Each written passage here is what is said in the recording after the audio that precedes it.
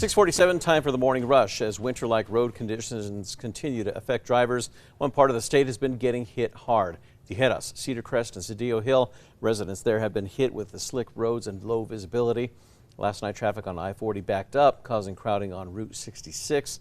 NMDOT says that they are continuing to monitor and treat the roadways, specifically in Tijeras and Cedar Crest.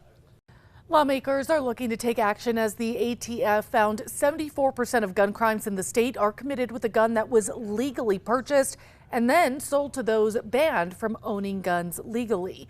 Representative Andrea Romero and another Democratic lawmaker have announced their plans to introduce a bill to create more stringent rules for gun sellers.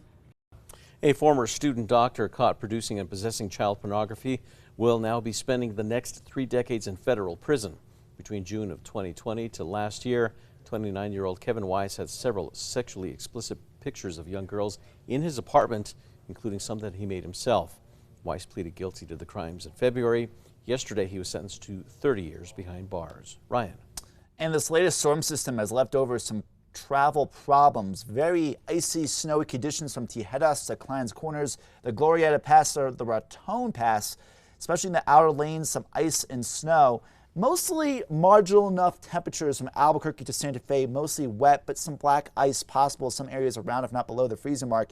And snow-packed roadways on Highway 64, and now also some severe drive conditions around Raton on near Interstate 25. So please be careful out there, especially in the higher elevations in northern New Mexico. This morning, we are getting a look at the turnout so far for the Albuquerque runoff election. Incumbent Tim Keller is seeking his 3rd term in office, running against former Bernalillo County Sheriff Darren White. 2 Albuquerque City Council races are also on the line. Since early voting began on Monday, the clerk says nearly 45,000 people have cast their ballots. A P&M project to build a new substation in Albuquerque's Northeast Heights has now cleared its first hurdle. After a heated meeting yesterday, the county committee approved building the substation near Paseo del Norte between Browning and Lowell. Now, this still needs approval from other parts of the county and state. P&M says that construction could begin next year. Emergency funds are on the way to help rebuild a popular pedestrian bridge in the East Mountains after a major storm forced the county to demolish it. Bernalillo County approved roughly $3 million for the Tijeras Watershed restoration project. The county is aiming to start planting by February. Ryan.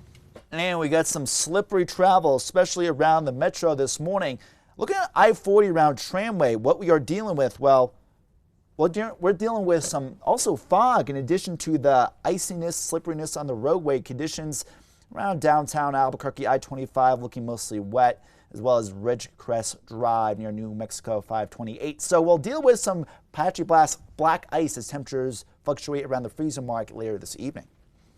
The State Environment Department has now lifted advisories for harmful algae blooms at 5 New Mexico lakes. Those advisories were issued earlier this fall for Eagle Nest, Maloya, Lower Charette, Snow, and Hopewell lakes. The Environment Department is now still urging visitors to keep a close eye on pets and children, as well as rinsing fish with clean water before cooking. The Hobbs Police Department is issuing a public safety alert over a dangerous dog. They say several incidents of the black and brown Rottweiler mix biting people have been documented, and officers are currently working with animal control to safely capture it. The dog has been seen in the area between North Del Paso Street and North Marland Boulevard. If you see the dog, call Hobbs Police. Last month, the Rio Rancho Animal Rescue Watermelon Mountain Ranch received a call from a shelter outside of Chicago. This came after they found 2 dogs in 20-degree weather. When the shelter scanned their microchips, there was no contact information, but they discovered that both had been adopted from the ranch. The ranch teamed up with rescues around the U.S. and got the dogs to get back to Watermelon Ranch. They are now up for adoption. Ryan. And taking a look at traffic, it is busy out there, very slick. And we do notice that we do have a car accident, and that is in between Paseo del Norte and Coors, so please be careful out there. Taking a look at Tracker heading west on I-40 near Coors. Again, we are starting to see some of those accidents.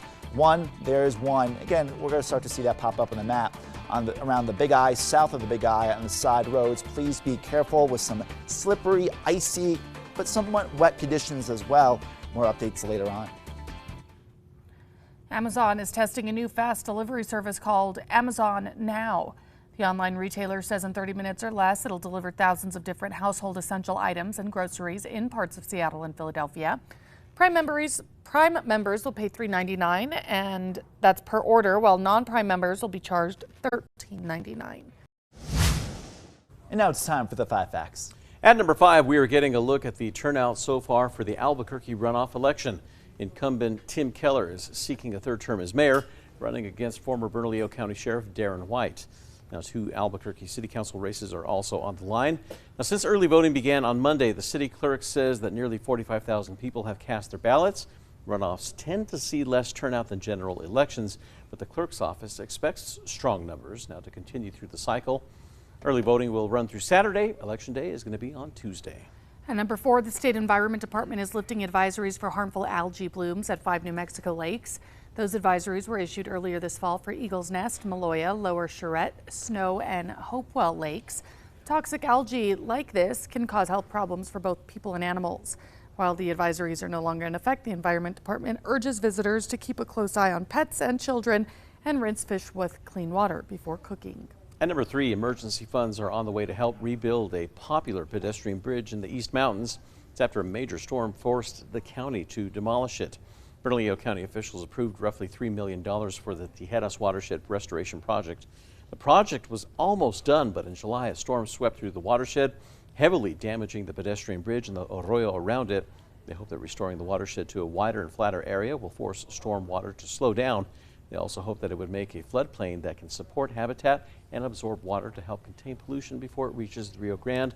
The county is trying to start planting by February. And number 2, lawmakers are looking to take action as the ATF reported that 74% of gun crimes in the state are committed with a gun that was legally purchased and then sold to those banned from owning guns legally.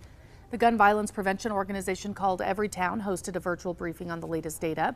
They also reported that many of the guns juveniles use to commit crimes are stolen.